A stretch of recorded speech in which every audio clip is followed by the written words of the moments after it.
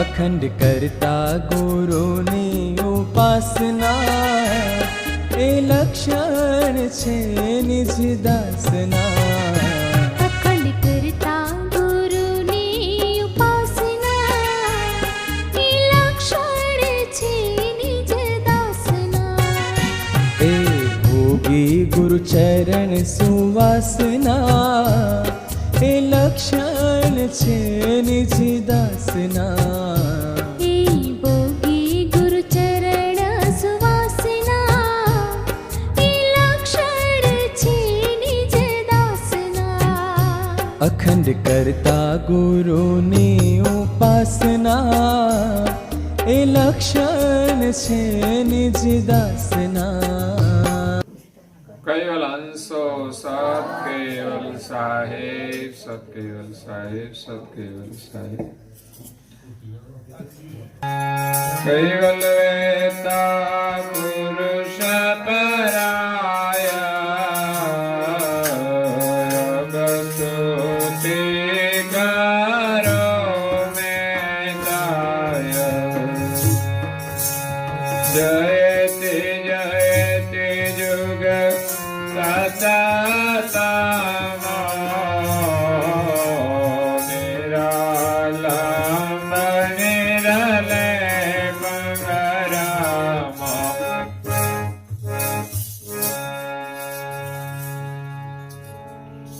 ભક્તજનો,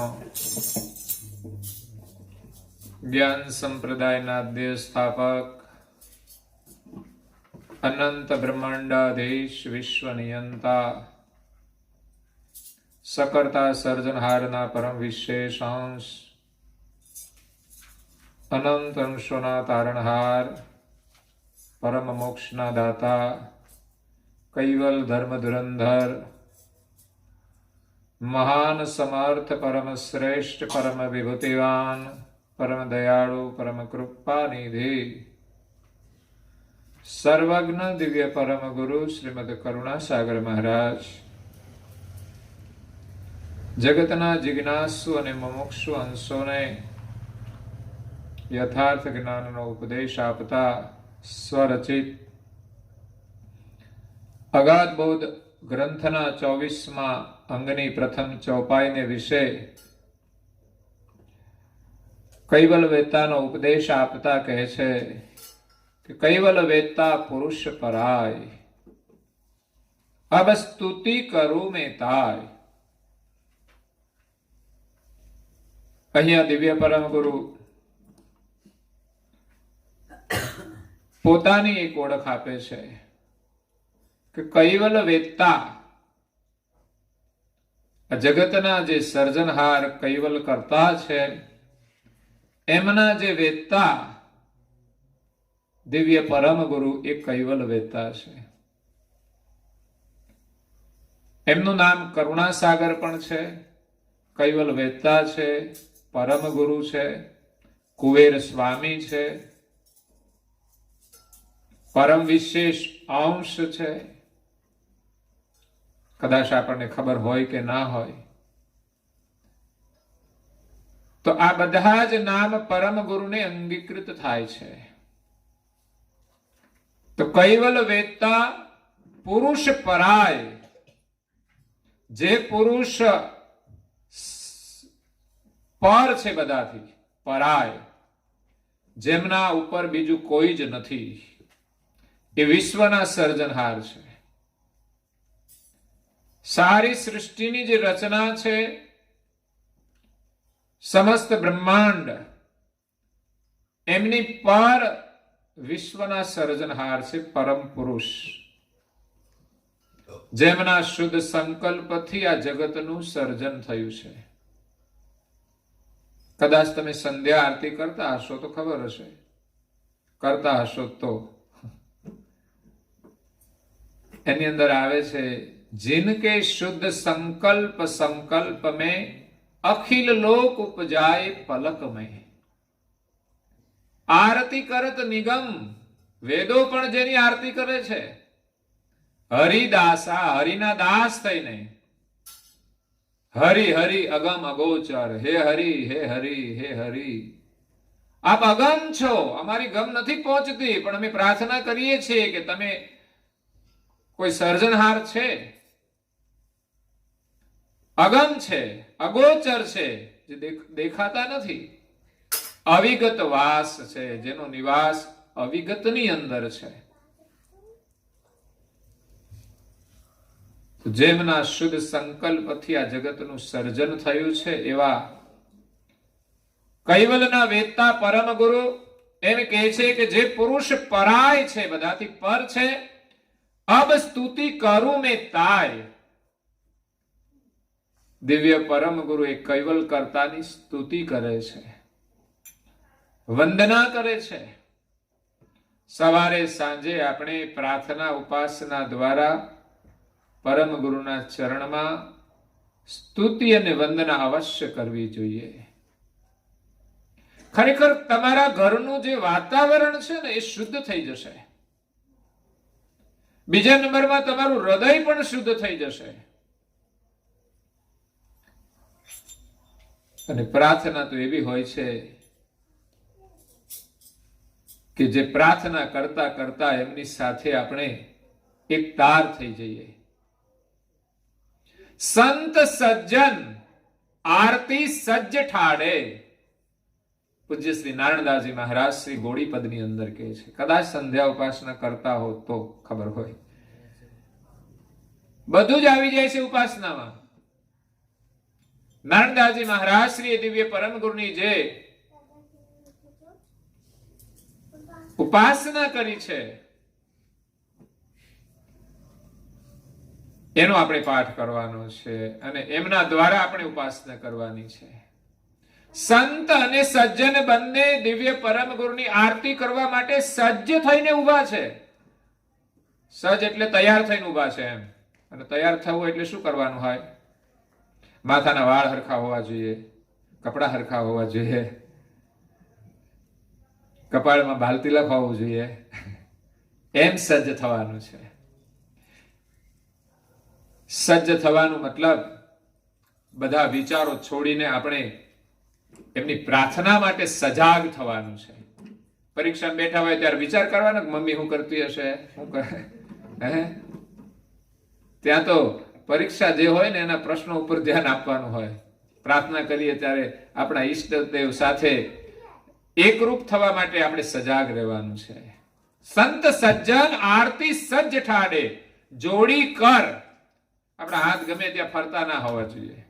જોડી કર, બે હાથ જોડેલા હોવા જોઈએ. જ્યાં સુધી પ્રાર્થના ચાલે ત્યાં સુધી આપણા હાથ જોડાયેલા. કરીએ છીએ એવી પ્રાર્થના? ના રે ના. પ્રાર્થના તો ક્યારેક ઘરમાં કંટાળો આવે ત્યારે બે હાથ જોડીને કહેવાનું કે હવે પગે લાગુ છું.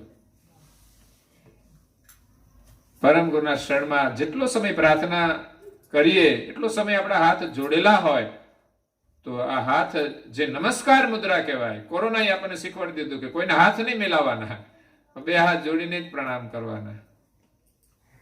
એમાં એકાગ્રતા છે, એની અંદર નમ્રતા છે. હાથ ક્યારે આપણે જોડીએ કોઈને? જ્યારે આપણામાં એમના પ્રત્યે નમ્રતા હોય ત્યારે. એના આગળ આપણે નમી જઈએ ત્યારે જ હાથ જોડાય. નહીં તો તમાચો મારવાનો હાથ ઊંચો થાય. છોકરાઓને ઘણી વખત મારી દઈએ છે. એટલે હાથ જોડવાનો જે યોગ છે બહુ નમસ્કાર મુદ્રા છે. એટલે સ્વાભાવિક આપણા હૃદયની અંદર વિનમ્રતા આવે એટલા માટે આપણા હાથ જોડાયેલા હોય. જોડી કર સુરત સકારા.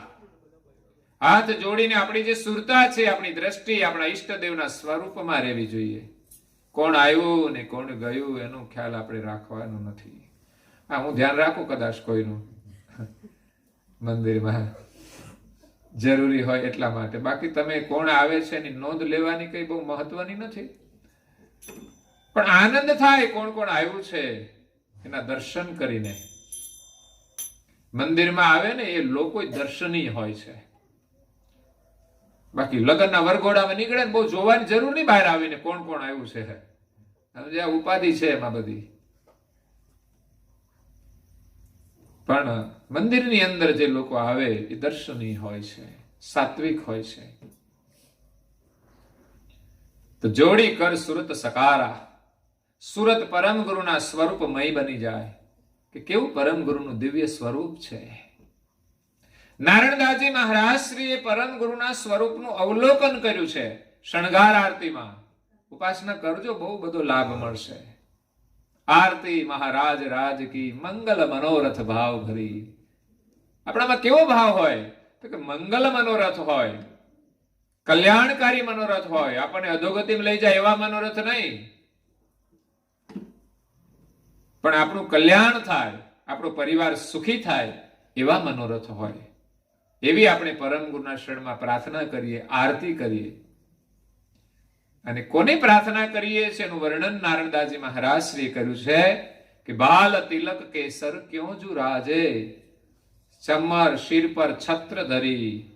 પરમ ગુરુ બિરાજમાન છે, જેમના ઉપર છત્ર ધારણ કરેલું છે, બંને બાજુ છડીદારો ચમર ઢોળી રહ્યા છે. આ તો મહારાજા છે, આખા વિશ્વના રાજા છે.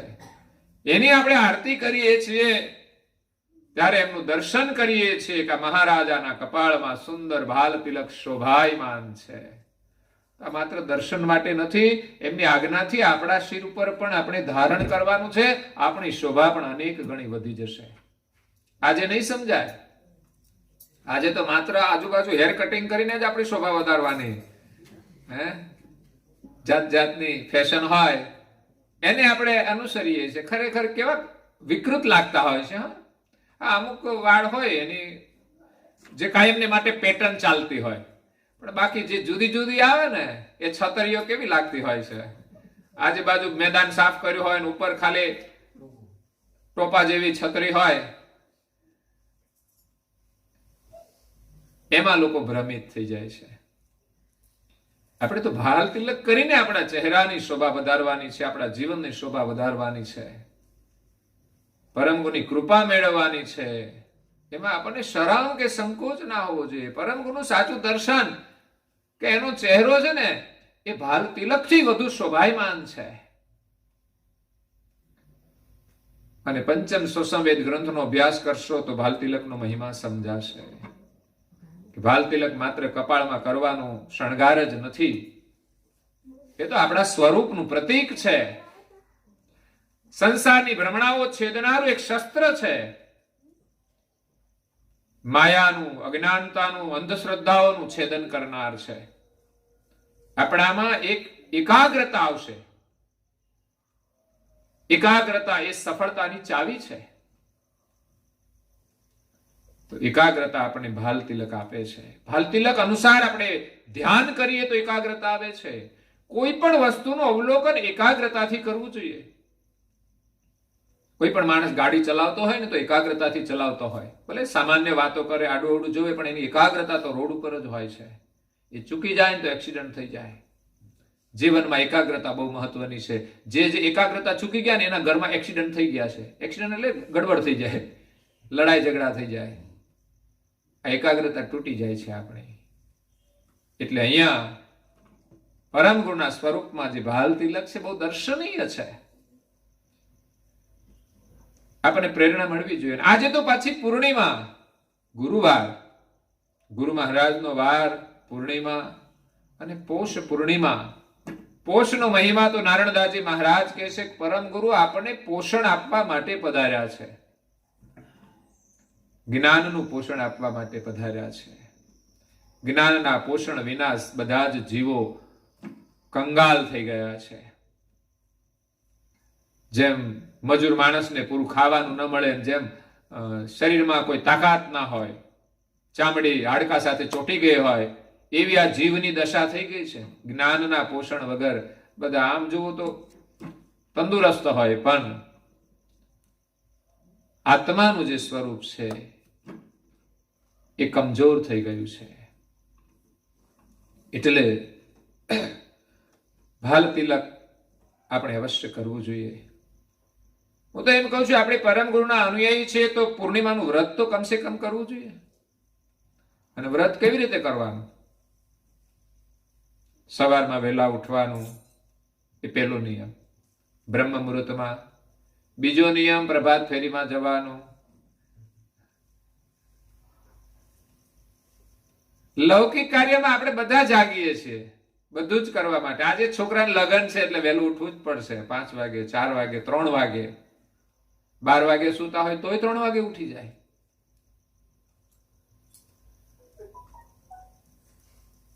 તો આત્મ કલ્યાણ માટે આપણને જાગૃતિ હોવી જોઈએ કે આજે તો પૂર્ણિમા છે, આપણા ગુરુ મહારાજનું વ્રત છે. તો વહેલા ઉઠી નાઈ ધોઈ કપાળમાં ભાલ તિલક અવશ્ય કરવું જોઈએ. પરમ ગુરુના મંત્રનું ધ્યાન કરવું જોઈએ. આમ તો પૂર્ણિમાના દિવસે પૂર્ણ નિયમ પડાવવા જોઈએ. 720 જાપ કરવાના કયા છે, પણ 120 કરે તોય સારું. 720 નથી કરતા તો ઉધાર થાય છે આપણું. હા, એક દિવસના 720 કરવાના. આપણને પગાર એટલો મળતો હોય, રોજનો 720 મળતો હોય, પણ ના મળે તો પછી આપણું એટલું ઉધાર રહે ને કે ભાઈ આટલા મારે લેવાના તમારી પાસે. તો આ મંત્ર જપ આપણે કરવાના, એ આપણા ઉધાર થાય છે. શરૂઆતમાં ઠીક છે, આપણે થોડા કરીએ, બાળક માટે છૂટ હોય, પણ હું એમ કહું છું લગ્ન થયા પછી છૂટ મળે. પછી તમે કહો અમે નાના છીએ તો પછી તમને પરણાવા ના જોઈએ. પછી 120 માં ચાલે, પછી 420 માં લઈ જવા પડે. 720 માં ન જવું હોય તો 420 માં લઈ જવા પડે. કલમ લાગુ પડી જાય આપણા માટે. અને પછી જો આ ન કરીએ તો સમસ્યા છે સંસારમાં. એકવાર ગુરુ મહારાજની આજ્ઞામાં વિશ્વાસ થઈ જાય ને જો આજ્ઞા પાડીએ ને તો એનું પરિણામ જોજો કેવું આવે છે. આપણા જીવન માટે આપણે કોઈ ચિંતા જ નહીં રહે. એટલે પૂર્ણિમાનું વ્રત પૂર્ણ કરીએ. ઉપવાસ થાય તો કરો, ન થાય તો ચિંતા નથી, પણ મસાલાનો ઉપવાસ તો જરૂર કરજો. મસાલાનો ઉપવાસ તો પૂર્ણિમાના દિવસે કરવો જોઈએ. અને એક દિવસ તમારો એવો પસાર થાય, ધીમે ધીમે તમારામાં મનોબળ આવશે છોડવાનું, અને છૂટી જશો તો તમે આઝાદ થઈ જશો. શા માટે હાથે કરીને આપણે ગુલામી કરવી જોઈએ, શરીર બગાડવું જોઈએ? બીમારીઓ આવે પછી આપણે બધું છોડવાનું. એટલે વિચારવું જોઈએ. ધ્યાન ભજન કરશો ને તો આ બધા વિચાર આવશે અને અંદરથી તમને આત્મબળ મળશે. આત્મબળના અભાવે જ તમે આ બધું નથી છોડી શકતા. કમજોર છો તમે. જે વસ્તુ છોડવાની છે નથી છૂટતી, એનો મતલબ આપણે આત્માથી કમજોર છીએ. પરમ ગુરુ પોષણ આપવા માટે આવ્યા છે. જો જ્ઞાનનું પોષણ મળશે, આત્મબળ મળશે, તો ચોક્કસ આ બધું ઝટકે છૂટી જાય એવું છે. મહાપુરુષોએ તો સંસાર પણ ઝટકે છોડી દીધો છે. નહીં તો છોડવાનું કામ સહેલું નથી. એટલે પૂર્ણિમાનું વ્રત પૂર્ણ કરીએ. એ દિવસે સત્સંગ આપણને તો અહીંયા મળે છે, એટલું આપણું સદભાગ્ય છે. પણ ન મળે તો ગ્રંથ આપણા ઘરમાં હોય તો 15 મિનિટ કે 30 મિનિટ આપણે ગ્રંથનું વાંચન કરીને પણ સત્સંગ મેળવી શકીએ છીએ. પરમ ગુરુના વચનો છે. આ સ્તુતિનો પાઠ આપણે રોજ સવારે કરીએ છીએ મંદિરમાં. કૈવલ્ય વેદતા સ્તુતિ છે કે પરમ ગુરુ સર્જનહારને જે સ્તુતિ કરે છે એનો ભાવ કેવો છે. અને એવા જ ભાવથી જો સર્જનહારને સ્તુતિ કરીએ ને તો આપણું બધું જ કામ સફળ થઈ જાય. પછી કામની યાદી આપણે નહીં રાખવાની, બસ એમના ઉપર છોડી દો. એ જે કરે તે સારું આપણા માટે. ભગવાન જે કરે તે સારું કરે છે. સુખ આવે તોય સારા માટે અને દુઃખ આવે તોય સારા માટે. તો અહીંયા પૂર્ણિમાનું વ્રત કરવાની વાત છે કે આપણે બધા એવા પરમ ગુરુના ઉપાસક બની, બધા જ જાગૃત બને. દરેકને પૂર્ણિમાના વ્રતની ખબર હોય, દરેક પૂર્ણિમાનું વ્રત કરતા હોય. આખો પરિવાર પરમ ગુરુનો અનન્ય ઉપાસક બને. આ તો મહિનામાં એકવાર કરવાનું છે. આવું તો રોજે કરવાનું છે. જે પૂર્ણિમાના દિવસે કરવાનું છે એ બધું આપણે જીવનમાં રોજ કરવાનું છે. આ થોડી જવાબદારી હોય એટલે અત્યારે થોડું ઓછું થાય, પણ જીવનમાં એવાય પીરિયડ આવશે કે નવરા બેસીને કરવાનું શું? જો આ પ્રકારનો અભ્યાસ હશે ને તો તમે આરામથી દિવસ પસાર કરી શકશો. નહીં તો દિવસો પસાર કરવાના આપણા માટે કઠિન થઈ જશે. જીવનની અંતિમ અવસ્થા આપણી એવી સુખદ હોવી જોઈએ કે જેથી આપણું મરણ ન બગડે. હું અહીંથી નીકળું એટલે લગભગ માતાજી અહીં બેઠા હોય. કેવું નામ છે બાનું? શારદાબા. બહુ પ્રસન્નતાથી બે હાથ જોડીને સતકેવલ સાહેબ કરે. જ્યારે નીકળે એમની નજર હોય જ, અને પ્રસન્નતાથી. આ સંસ્કાર અને સદભાવ એ બહુ જ મહત્વનો છે, અને બાળકોને એ સંસ્કાર મળતા હોય છે, અને એ જ એમના આશીર્વાદ છે, એનાથી એ સુખી છે. મા બાપના આશીર્વાદ વિના કોઈ પણ સંતાન સુખી થઈ શકતા નથી. વિદેશમાં ઘણા લોકો સુવિધા સંપન્ન છે પણ સુખી નથી. જ્યાં મા બાપના આશીર્વાદ ન હોય એ પરિવાર સુખી ના હોય. હું માત્ર અહીંના લોકો ગયા છે એમની વાત નથી કરતો, પૂરા અમેરિકાની વાત છે. ત્યાંની જે સંસ્કૃતિ છે, મોટા ભાગે મા બાપ જુદા જ હોય, અને કાં તો પછી ગરડાશ્રમમાં હોય. પહેલેથી જ વ્યવસ્થા છે ત્યાં કે છોકરાના લગ્ન થવાના હોય એટલે એનું મકાન અલગ, લગ્ન પહેલા જ અલગ મકાનની વ્યવસ્થા. એટલે લગ્ન થાય એટલે સીધા જ જુદા થઈ જાય, સીધા જ જુદા. આ તો બધા પંછીઓ છે, મોટા થાય એટલે પછી ઉડી જાય. તો વૃદ્ધાવસ્થામાં સહારો કોણ? તો ત્યાંની સરકાર છે, એ વૃદ્ધોને સહાય આપે છે, મદદ આપે છે. અગર તો છોકરાઓ ક્યાંય વૃદ્ધાશ્રમમાં મૂકી આવે ફેસિલિટી વાળા, અને એમાં એ પૈસા આપી દે. જેમ બાળપણની અંદર બાળકને માતાના સાનિધ્યનો લાભ મળે છે, એથી અધિક લાભ માતા જ્યારે વૃદ્ધ થઈ જાય અને દીકરો એની સેવા કરે એમાં હોય છે. અને એના માટે આદર્શ શ્રવણનું પાત્ર છે કે શ્રવણે મા બાપની સેવા કરીને સમાજને એક પ્રેરણા આપી છે. કોઈ પણ પરિસ્થિતિમાં મા બાપને છોડશો નહીં, મા બાપને છોડશો નહીં, મા બાપને દુખી કરશો નહીં. મા બાપને પ્રસન્ન કરવા પ્રયાસ કરજો.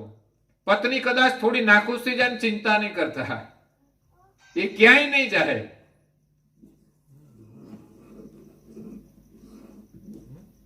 પણ પત્નીને પ્રસન્ન કરવા માટે મા બાપને દુખી ના કરશો. એટલે મા બાપ ઈશ્વરનું સ્વરૂપ છે. ઈશ્વર આપણા મા બાપ છે, પણ જન્મ આપનાર મા બાપ ઈશ્વરનું એક પ્રતીક છે.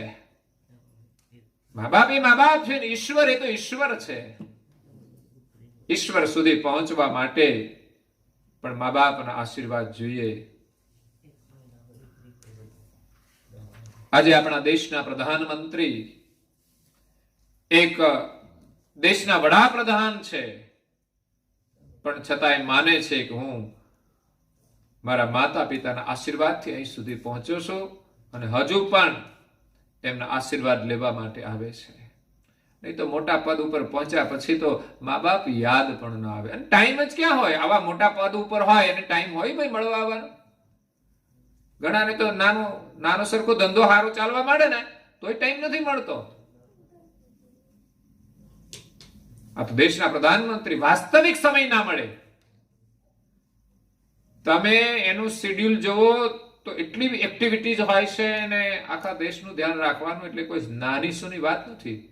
એ ગામના સરપંચ બની જાય તોય દોડમ દોડ કરાય, ટાઈમ જ ના મળે, ઘરે પગ ટકે જ નહીં. કેમ તો કે અમે તો સરપંચ થઈ ગયા. ગ્રાન્ટો મંજૂર કરવા માટે દોડમ દોડ. કેમ પૈસા મળે સરકારના. કંઈક કામ કરે ને કંઈક તો કામ ન કરે નહીં, ગ્રાન્ટ મંજૂર કરાવીને વાપરી નાખે.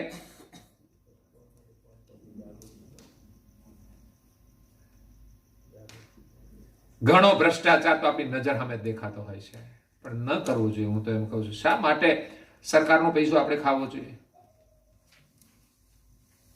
એ પચે નહીં, કર્મ આપણને છોડે નહીં. એટલે ક્યારેક આવું કર્મ કરીએ ત્યારે મા બાપના આશીર્વાદ પછી આપણા માટે કામ નથી કરી શકતા. તે મા બાપે તો દીકરાઓને એવા આશીર્વાદ આપવા જોઈએ કે કોઈ પણ પરિસ્થિતિમાં બેટા તું કોઈ દિવસ ખોટું ના કરતો, પ્રમાણિકતાના માર્ગે ચાલશે.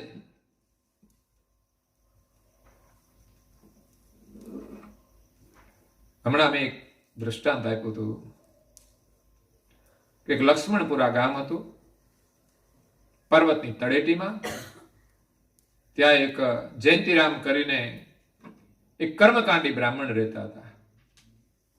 એમની પરિવારમાં એક દીકરો હતો.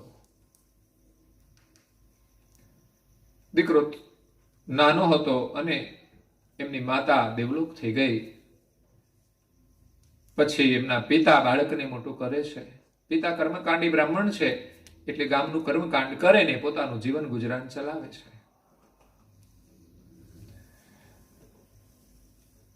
જીવનમાં કોઈ દિવસ ખોટું કરતા નહીં. એટલે પછી ઘરમાં પૈસા નહોતા, માંડ પોતાનું જીવન ગુજરાન ચલાવતા. એવી ગરીબીમાંથી પસાર થયા, પણ છતાંય કોઈ દિવસ જીવનમાં ખોટું ના કર્યું. એ જ એની અમીરી હતી. અને આજે લોકો ભ્રષ્ટાચાર કરીને ધનવાન થઈ જાય, ખરેખર એના જેવા તો કંગાલા દુનિયામાં કોઈ નથી. એ તો ભિખારી જ કહેવાય.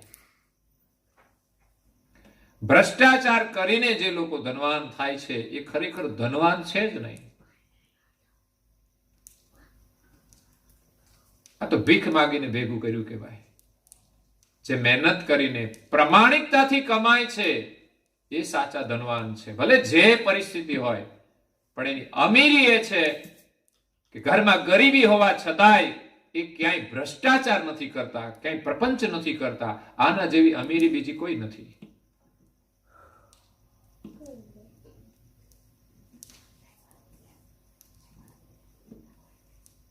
તો સમય જતા છોકરો થોડો યુવાન થાય છે અને કુદરતના નિયમ પ્રમાણે જયંતિરામ પંડિતને દેવલોકનું તેડું આવે છે. એને સંકેત થયો કે હવે હું વધુ નહીં જીવી શકું અને બધાને આવવાનું છે. ખરેખર તો આ પ્રસંગ પણ આપણને એ જ સંદેશ આપી જાય છે કે જીવનમાં એક દિવસ જવાનું છે. આ જિંદગી રહેવાની નથી. કોઈ ઉંમર થયા પછી જાય છે, ક્યારેક વહેલું પણ જવાનું થાય. આ બધું આમ ને આમ રહી જશે. જેની પાછળ દોડીએ છે ને એમાંથી કશું હાથમાં આવવાનું જ નથી. જેટલું જરૂર હોય એટલું આપણે ઉપયોગ કરીએ, સિવાયનું આપણને કઈ કામ નહીં લાગે.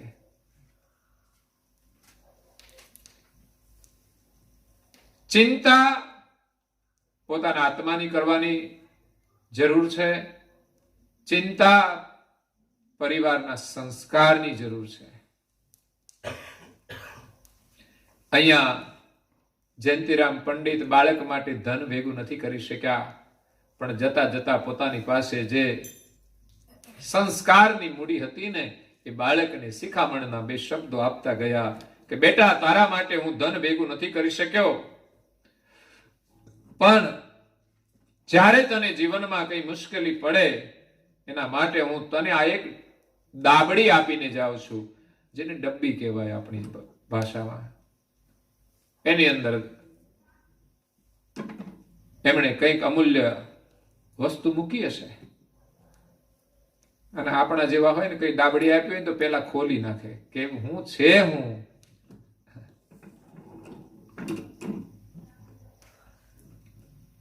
દીકરાએ દાબડી મૂકી દીધી અને બાપુજીના છેલ્લા શ્વાસ ચાલે છે, બસ એની સાથે એનું મન જોડાયેલું છે.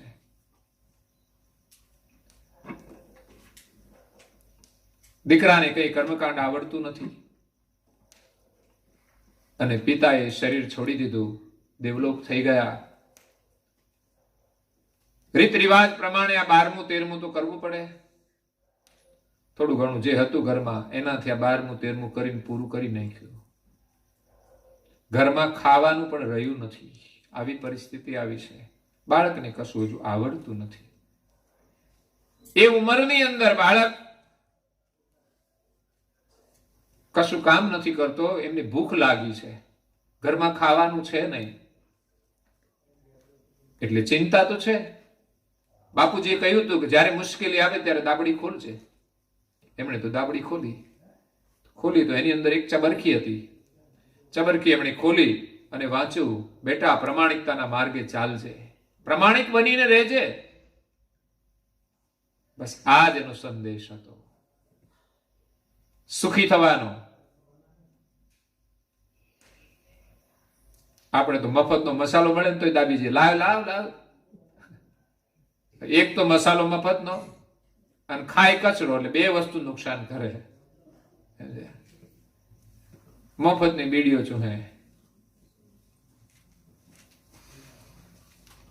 બને ત્યાં સુધી મફતનું લેવું નહીં. હા, જરૂર પડે ને મજબૂરી હોય ત્યારે આપણે કંઈક માગીએ, વસ્તુ જુદી છે, અને માગ્યું હોય ત્યારે એનો ઉપકાર ભૂલવો નહીં.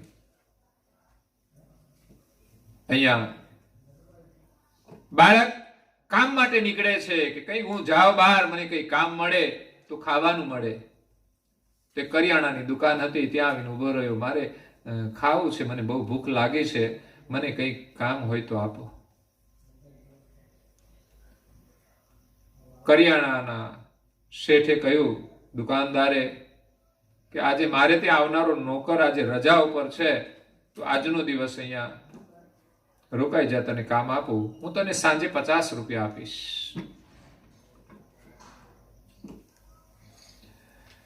છોકરો તો રોકાઈ ગયો. એમને કામ બતાવી દીધું કે જો કોઈ ગ્રાહક આવે એને બરાબર આ તોલ કરીને વસ્તુ આપવાની, પછી માલની ગાડી આવે તો બધી વસ્તુ ઉતારી અને દુકાનની અંદર ગોઠવી દેવાની અને દુકાન સાફ રાખવાની. છોકરો પૂરી નિષ્ઠાથી કામ કરે છે. આને કહેવાય પ્રમાણિકતા. નહીં તો લોકો કામમાં ચોરી કરે. કોકને ત્યાં નોકરી કરતા હોય કે વધુ કામ કરશું તો એટલો પગાર મળશે, ઓછું કરશો તો એટલો જ મળશે. જે ઘણા લોકો બેદરકારી પણ કરતા હોય છે.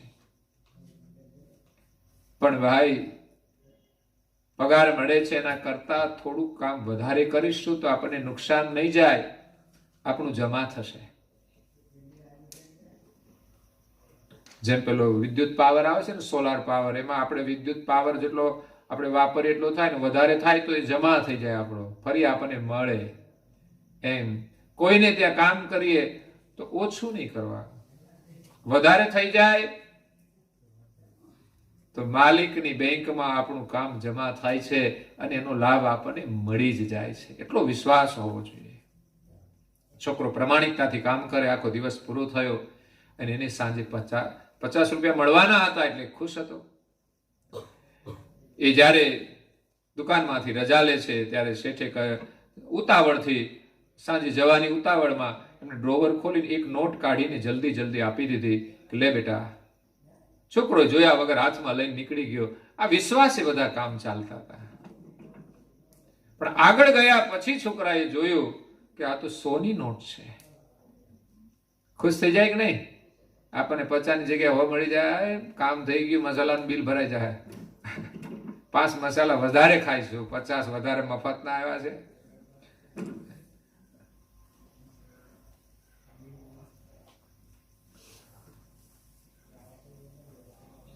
₹50ની જગ્યાએ 100 રૂપિયા આવ્યા જોઈને છોકરો પાછો વળી જાય છે. દુકાને આવીને કહે છે, શેઠ આ તો 100 રૂપિયા છે, આપણે તો 50 જ નક્કી કર્યા છે. શેઠ પણ ખુશ થઈ જાય છે કે આજે પેલો માણસ આવો મળ્યો છે કે પ્રમાણિક બાળક 50 વધારે જતા રહ્યા, પાછો આપવા માટે આવનાર આજે પહેલો માણસ છે. ગ્રાહકને કોઈ પૈસા વધુ જાય તો એ ગ્રાહક લઈ લે, અને નોકર તો ભાઈ નોકરી કરતો હોય, 2 પૈસા મળતા હોય, એમાં કદાચ કોઈક દિવસ 50 રૂપિયા વધુ આવી જાય તો લોકો રાખી લે. પણ આ છોકરો પ્રમાણિક હતો. એમને તો એમના પિતાની શિખામણ હતી ને યાદ હતી કે પ્રમાણિક બનીને રહેજે. દીકરો તરત પાછો જઈને એમને પૈસા આપી દેશે. પણ શેઠે એમને કહ્યું કે બેટા, આજથી હું તને કાયમને માટે મારી દુકાનમાં નોકરીમાં રાખું છું. તો આ પ્રમાણિકતાનું ફળ મળી ગયું કે એની નોકરી મળી ગઈ. છોકરો નોકરી કરે છે કાયમ. પછી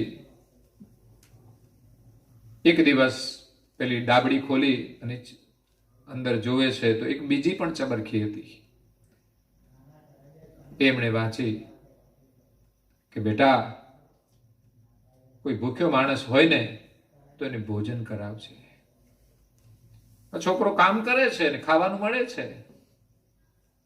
એ ચિઠ્ઠી વાંચી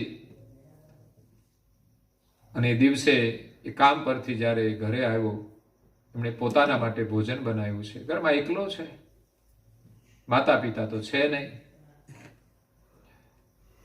તો ભોજન બનાવી અને થાળી પીરસી અને જમવા બેઠો, અને આંગણે એક ભિખારી આવ્યો. મને ખાવાનું આપજો, મને બહુ જ ભૂખ લાગી છે.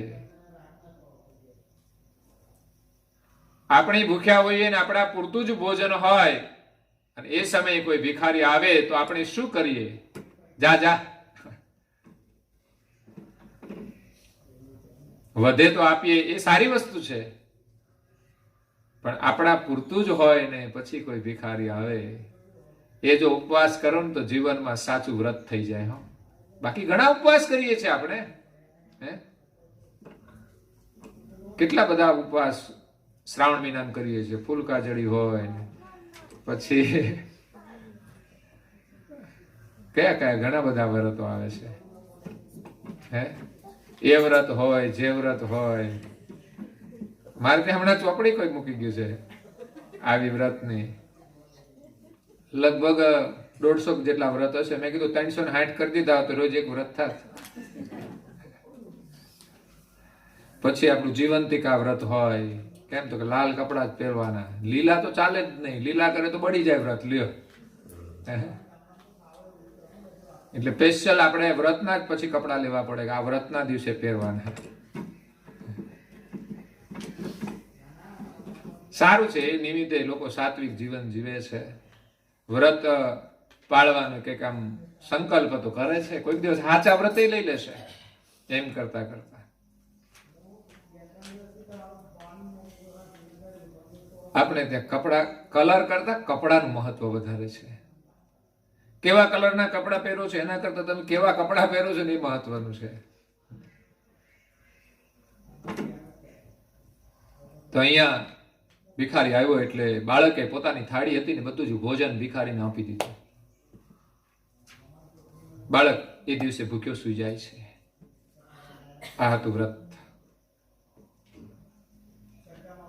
જીવનમાં ઉપવાસનું મહત્વ એ જ છે કે જીવનમાં ક્યારેક આવો પ્રસંગ આવે ને એ સમયે જો આપણે પરીક્ષામાં પાસ થઈ જાય તો આપણું જીવન સફળ થઈ જાય.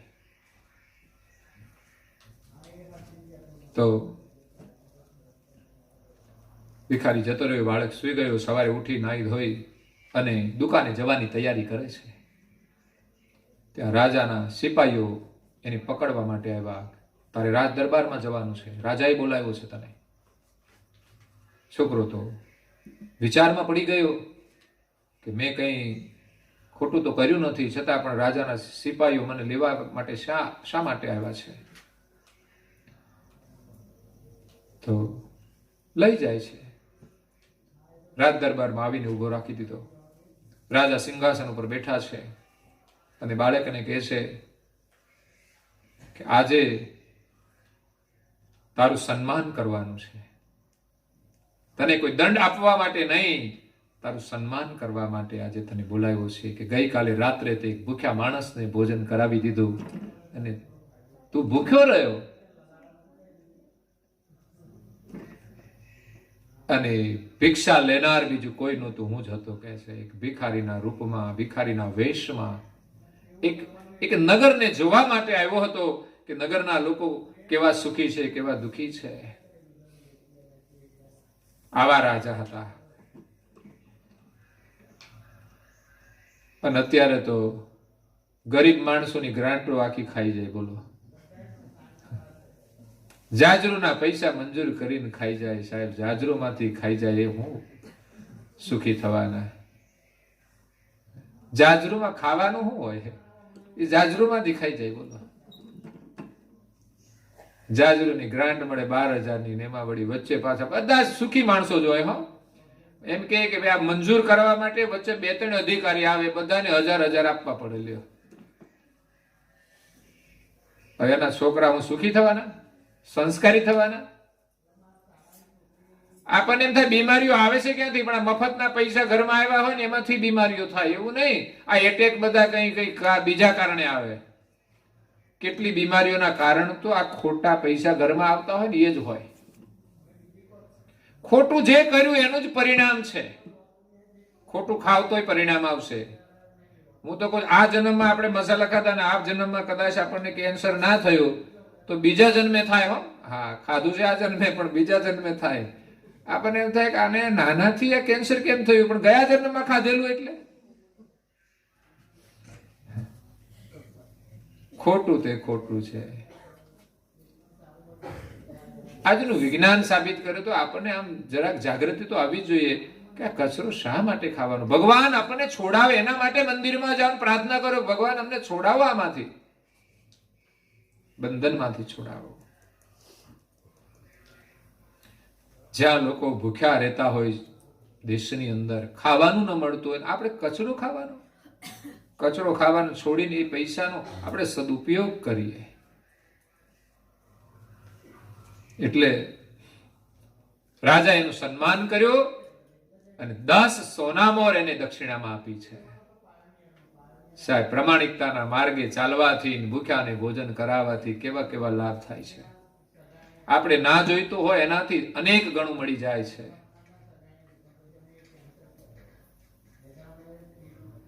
એ બાળકે કઈ દાગીના કરીને પહેર્યા નથી.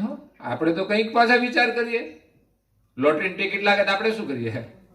ચાલો આમ કરીએ, તેમ કરીએ. કઈ આપણા સ્વપ્નો પૂરા થઈ જાય. 2,000ની સાડી પહેરતા તો 5,000 વાળી લાવીએ. પણ કોઈ ફરક નથી પડતો છે. તમે 2 વાળી પહેરો કે 5 વાળી પહેરો, પગના જુતિયા 100 વાળા પહેરો કે 1000 વાળા પહેરો, બહુ લાંબો કઈ ફરક પડતો નથી. એટલે બાળક ઘરે આવે છે ને યોગ્ય જગ્યાએ સોનામરો મૂકી દે છે કે ક્યાંક જરૂર પડશે તો કામ લાગશે. જરૂર એટલે કોઈ ગરીબ માણસ આવ્યો હોય ને કઈ ખવડાવવાની જરૂર હોય તો કામ લાગશે. બાકી એવું નહીં કે હું મારા માટે કઈ કરી લઉં. કારણ કે આ તો રાજાએ મને આપી છે, પોતાની કમાઈની નથી. એટલે પોતાના નિજી જીવનની અંદર એ પાછો વાપરે નહીં, સ્વાર્થ માટે ના વાપરે. 10 સોનામોરો તો મૂકી અને ખુશ થઈ ગયો. પિતાની આજ્ઞા પાળવાથી ખુશ છે. ફરી પાછો ચબરકી ડાબલી ખોલી, એમાં હજુ એક ચિઠ્ઠી હતી, ત્રીજી. 3 ચિઠ્ઠી મૂકી હતી. અને આપણે તો પહેલા દિવસે બધી ચિઠ્ઠીઓ ખોલી નાખીએ. જેમ જેમ જરૂર પડે એમ તિજોરીમાંથી પૈસા વાપરવાના.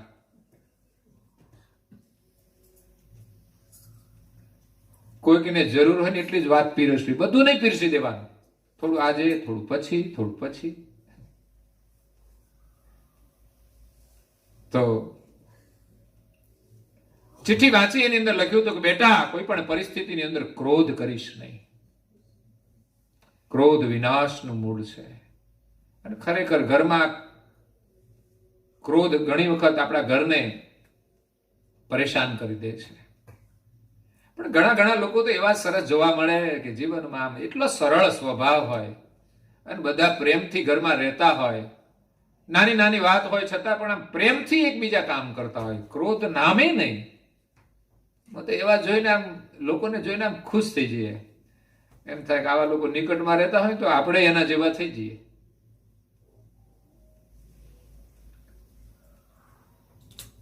ક્રોધ એક રાક્ષસ છે. આપણા ઘરની જે સુખ અને શાંતિ છે ને નષ્ટ કરી દે છે. પછી ભલે મોટું ટીવી હોય, મોટો બંગલો હોય, ગાડી હોય, પણ ક્રોધ આવ્યો ને ઘરમાં શાંતિ રહેશે નહીં. અને ઘણી વખત આ સાધનો પણ આપણા માટે ક્રોધનું કારણ બની જાય. બસ હું કહું એમ જ થવું જોઈએ ઘરમાં, કારણ કે હું કમાઉં છું. હે,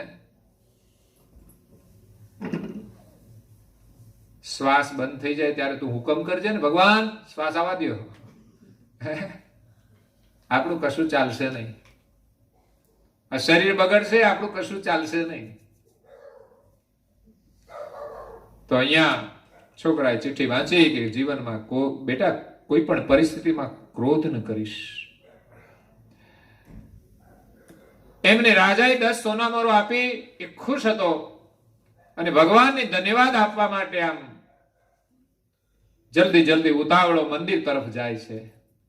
કશું માગવા નથી જતો, ઘણું ભગવાને આપ્યું છે એને ધન્યવાદ આપવા માટે જાય છે કે ભગવાન તે મને આટલું બધું આપ્યું છે, કદાચ હું બગડી ના જાઉં. ધ્યાન તો એ રાખવાનું છે. ભગવાનને ધન્યવાદ આપવા માટે જાય છે ઉતાવળો. અને એ જ સમયે એક પેઢીના શેઠ મંદિરે દર્શન માટે જાય છે. હાથમાં લાકડી છે, બગલની અંદર એક પાકીટ છે. છોકરો ઉતાવળે જતા પેલા શેઠને થોડી ઠેસ લાગી ગઈ. શેઠ ગબડી પડ્યા, લાકડી છૂટી ગઈ. ખભામાં પાકીટ હતું, એક બાજુ જતું રહ્યું અને શેઠ બીજી બાજુ જતા રહ્યા. અને સાથે શેઠ તો ગુસ્સાની અંદર લાલ ચોળ થઈ ગયા. છોકરો ઉભો રહી ગયો. એમણે જોયું મારાથી ભૂલ થઈ ગઈ. એમણે શેઠનું પાકીટ લઈને શેઠને આપ્યું, શેઠને ઊભા કર્યા અને 2 હાથ જોડીને કહે છે મારી ભૂલ થઈ ગઈ, મને માફ કરજો. પણ શેઠ તો ગુસ્સામાં જ છે. 2 હાથ જોડેલા છોકરાને એક તમાચ મારી દે છે. છતાંય છોકરાના ચહેરા પર કોઈ ગુસ્સો નથી. એને પિતાની શિખામણ યાદ આવી છે અને હૃદયસ્થ કરીને પાલન કરે છે. આ છે મા બાપના આશીર્વાદ. કોઈ પણ પરિસ્થિતિમાં બેટા ગુસ્સો કરીશ નહીં. અને આપણે તો ઘરમાં ગુસ્સો કરીએ, બીજા જોડે તો કરીએ, બીજા સામે કઈ આપણે થોડું ચલાવી લઈએ. બીજો કોઈ ગમે તેમ બોલે આપણે ચલાવી ના લઈએ. આપણે ફાયરિંગ કરતા આવડે છે, પ્રેક્ટિસ લીધેલી જ છે બધી, સમજ્યા? અને મોટા ભાગે લોકો ઝઘડો કરતા એટલે જોવા આવે જ કે કેમ ફાયરિંગ કરે છે.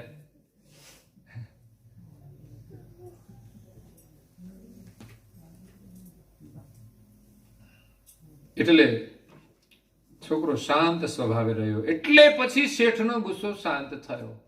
નહીતર કદાચ છોકરો જો ગુસ્સામાં આવ્યો હોત તો એનું પરિણામ કંઈક જુદું જ હોય ને.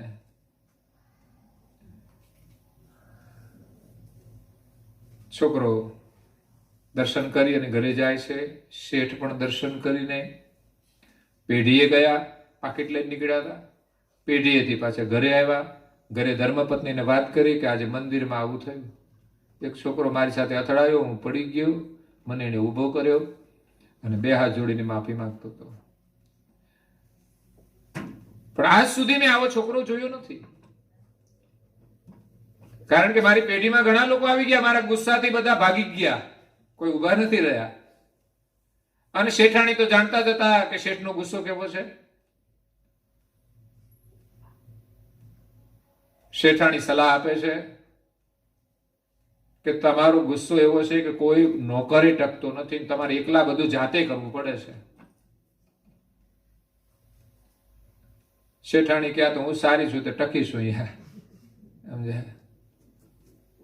એટલે તમે એ છોકરાની પાસે જઈ અને એને તમે પેઢીમાં રાખી લો, આવો છોકરો મળશે નહીં, કહે છે. શેઠે તપાસ કરાવી છોકરાની, એમની પાસે જઈને કહે છે કે બેટા હું તને મારી પેઢીમાં રાખવા માટે ઈચ્છા કરું છું. છોકરો વિચાર નથી કરતો કે આ તો પેલો કાકો છે, ગુસ્સે થઈ જાય છે, એ બધું જ ભૂલી ગયો છે, કશું વિચારતો નથી. એમની કરિયાણાની નોકરી કરતા આ શેઠની પેઢીમાં વધુ પગારથી એને નોકરી મળે છે. તો એ તરત જ હા પાડે છે. એ બદલાની ભાવના નથી જોતો. મોટા ભાગે તો કોઈકની સાથે અણબનાવ બને પછી તો આપણે એની સાથે કોઈ લેવા દેવા, એની સાથે વ્યવહાર જ નહીં. પણ છોકરાના હૃદયમાં એમના પ્રત્યે કોઈ બદલાની ભાવના નથી, દુશ્મન ભાવના નથી. અને શેઠની પેઢીમાં સારા પગારથી નોકરીમાં રહી જાય છે. પિતાની આજ્ઞાનું ફળ એમને કેવું મળે છે. ધીમે ધીમે સુખી સંપન્ન થઈ જાય છે. અને છોકરો પ્રામાણિકતાથી નોકરી કરે છે. શેઠના ગમે તેટલા પૈસા હોય, આડાવડા કરવાના નહીં. બાકી પેઢીમાં જે કામ કરતા હોય ને, અડધું સ્વાહા કરી જાય, ખોટા બિલો બનાવીને મૂકી દે, ગમે તેમ કરીને પૈસા લઈ જાય. જોયા છે ઘણા બધા. પણ છોકરો પ્રામાણિકતાથી નોકરી કરે છે. એમનો જેટલો અધિકાર હોય, જેટલો પગાર છે, સિવાય એક રૂપિયો કોઈ દિવસ લેતો નથી. એનાથી શેઠની પેઢી હતી ને એ વધુ નફો કરવા લાગી. આજ સુધી તો શેઠનું એમ જ ચાલતું હતું, કોઈ આવે ને જાય, આવે ને જાય. પણ આ છોકરો આવ્યા પછી શેઠની પેઢી વધારે સદ્ધર થઈ ગઈ. એટલે શેઠને એમના પ્રત્યે સહાનુભૂતિ પ્રગટી. શેઠને એમ થયું કે આ છોકરો કેટલો પ્રામાણિક છે. એને કહ્યું કે આજથી તારો પેઢીમાં અડધો ભાગ, આપણે બંને ભાગીદાર. કારણ કે શેઠને પરિવારમાં છોકરો નહોતો, આ કરવાનું હું બધું, એટલે એમને અડધો ભાગીદાર બનાવી દીધો. છોકરો તો ખુશ થઈ જાય છે. પિતાની આજ્ઞાનું ફળ કેવું સુખદ છે. શેઠને છોકરો નહોતો, પણ પરિવારમાં એક દીકરી હતી. એ યુવાન હતી. સમય જતા પેઢી ખૂબ સારી ચાલે છે. છોકરો ખૂબ પ્રમાણિક છે, વિનમ્ર છે, શેઠનો બહુ આદર કરે છે. શેઠે એક લાફો મારી દીધો હોય છતાં ગુસ્સો ના કરે, એ કેટલો આદર કરતો હશે. અને આપણે તો છોકરા હામાં થઈ જાય, મા બાપ કશું કહેતો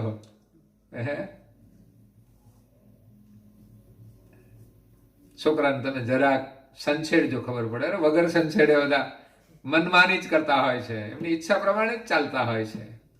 બાકી મા બાપ એમ કે બેટા અહીં બેસ, આ કામ છે, એટલે બીજું વિચારવાનું જ ના હોય.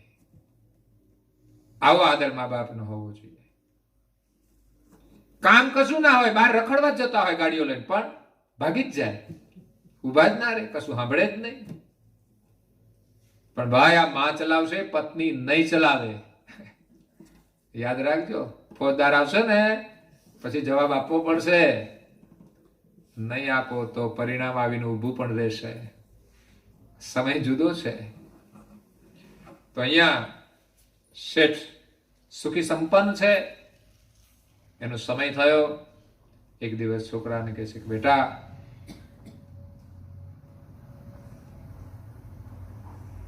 આજથી મારી જે દીકરી છે એનો હાથ હું તને સોંપું છું. નહીં તો આ તો મા બાપ વગરનો દીકરો હતો, એને દીકરી મળે ક્યાં? પણ આજે મા બાપની આજ્ઞા પાળવાથી, પ્રામાણિકતાથી જીવન જીવવાથી, ક્રોધ ઉપર કંટ્રોલ રાખવાથી, સંયમ રાખવાથી આજે એ દીકરો એક શેઠ બની ગયો છે પેઢીનો. અને એક શેઠની જે દીકરી છે એમની સાથે એમના વિવાહ થઈ જાય છે. આ મા બાપની આજ્ઞાનું મહત્વ છે. આ મા બાપના આશીર્વાદ છે. અહીંયા આપણો સબ્જેક્ટ તો બાકી રહી જાય છે આખો ચોપાઈનો, પણ આખું પારાયણ છે એટલે એ પારાયણની અંદર આપણે એને આગળ વધારીશું. અહીંયા આપણો સમય થાય છે તો કથાને વિરામ આપીએ. અસ્તુ સત કૈવલ સાહેબ. જય કરુણાનિધિ પ્રભુ, જય કરુણાનિધિ.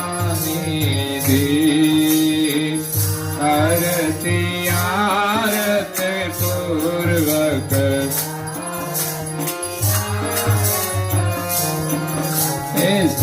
વીરતા કરી લીધી પ્રભુ જય કરુણાની દે તારણ તરણ ત્રિલોકના છબિયાનો કમ પ્યારી પ્રભુ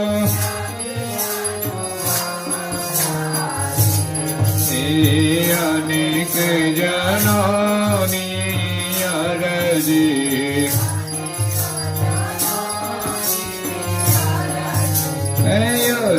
અંતર લીધી પ્રભુ જય કરુણાની દે કરુણા સાગર નામ તમારું ચલ પદવાસી પ્રભુ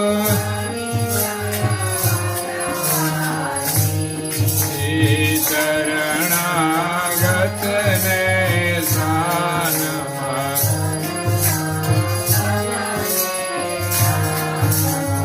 રેડી બતાવી સીધે પ્રભુ જય કરુણાની દે જય કરુણાની દે જય કરુણાની દે આરતી આરતી પૂર્વક